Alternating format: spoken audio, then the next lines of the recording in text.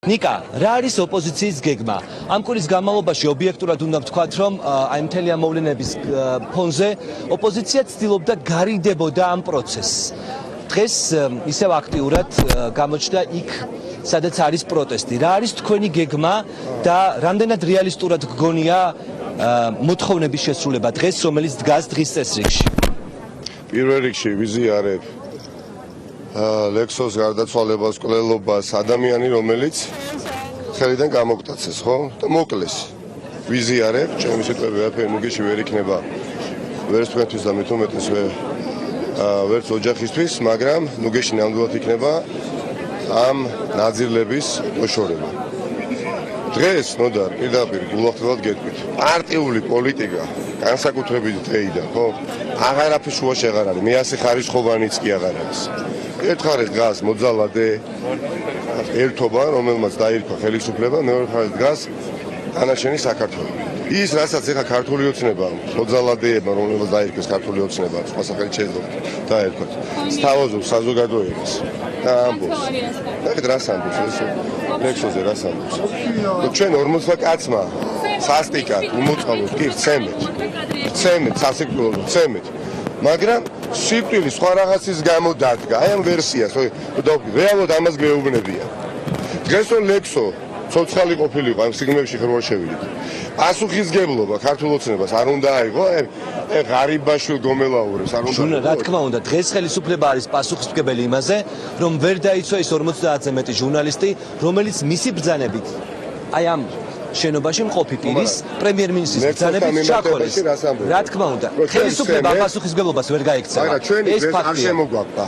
ჩვენ ვცემეთ, უმოწყალთ, მაგრამ არ შემოგვაქვს და თუ სიკვდილი დადგა, მაგრამ სხვა რაღაცით არის გამოწვეული და მოდი მასალით შემოგთავაზოთ ჩემი ვერსია. ეს გასაგებია, ბრძოლის ინსტრუმენტები მაინტერესებს თქვენი ხვალ პარლამენტის ხდომაა. ხდომაზე რას აპირებს ოპოზიცია? არაფერი აღარ არის მნიშვნელოვანი გარდა ბრძოლისა, ხო? სალაპარაკო ნოდარ გულახდილად მინდა გითხრათ. ძალიან ცოტა რამ შემორჩა ნებისმიერ დამოყარე საქართველოს მოქალაქეს. სალაპარაკო პრაქტიკულად აღარაფერი აღარ არის. არის მოქმედების დრო. მოქმედების დრო არის, ახლა არ შეიძლება დაუშვებელია, დანაშაულია.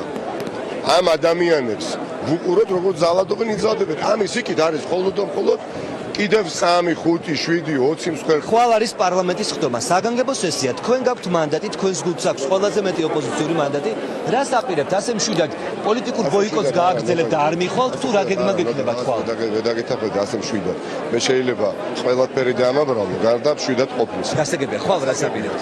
ბრძოლას ვაპირებთ, და ხვალთა ზეგ შეიძლება შენც იყო შემდეგი, მე და ნებისმიერი ადამიანი. ბრძოლა იქნება ბოლომდე.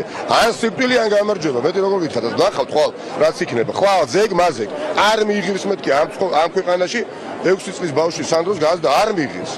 ან უნდა მოვკიდო ხელი და მე გეუბნებით არ ეკულცო პოლიტიკოსი რომელისთვის ეს ყველაფერი პოლიტიკაა დღეს რაც ხდება და პოლიტიკამ მოკლა ლექსო ხო პოლიტიკა ძალავდოს და პარტიული პოლიტიკა აღარაფერ შუაში აღარ არის ხალხო. ეს ადამიანის სიცოცხლე არის საფრთხეში თითოეული ჩვენგანის და კარგი მაგალითი იყო ორშაბათი. უსაფრთხოების პრობლემა აქვს მრავალი წელია უკვე. მანას სანამ არ შემოვაკვდათ ადამიანს ეს ყველაფერი სამწუხაროდ ხო არ დაუწყიათ გუშინ წინ არც ერთი თვის წინ ხო ზღვარზე დადიოდნენ. ამიტომ აქ უკან დახევა უბრალოდ შეუძლებელია. ვაპირებთ უკომპრომისო ბრძოლას. მე პირადად და ყველა დაწუნებული ვარ. აი ამას ნამდვილად ვაპირებთ და იქნება ან გამარჯვება ქვეყნის მომავლის სახელით, ან არ მოვერიდები ამის თქვა მეთოდა და გამისწრაზე. პირველი ვიქნები ხალხო და გამოვა გეტყვით. რომ ეს არის ბოლო შანსი ამ შანსს ახალ ან ვიყენებთ და წუმპედა სახელმწიფოს ამოვიყვანთ ან დასრულებულია სახელმწიფო უნდა კაპიტულაცია გამოცხადოს თქვა თუ არის ბიძინა ივანიშვილის გომელაურის და ღარიბაშვილის მაგრამ ეს არ მოხდება იქნება მტკიცე მაგრამ ძალიან უკომპრომისო ბრძოლა დიდი მადლობა.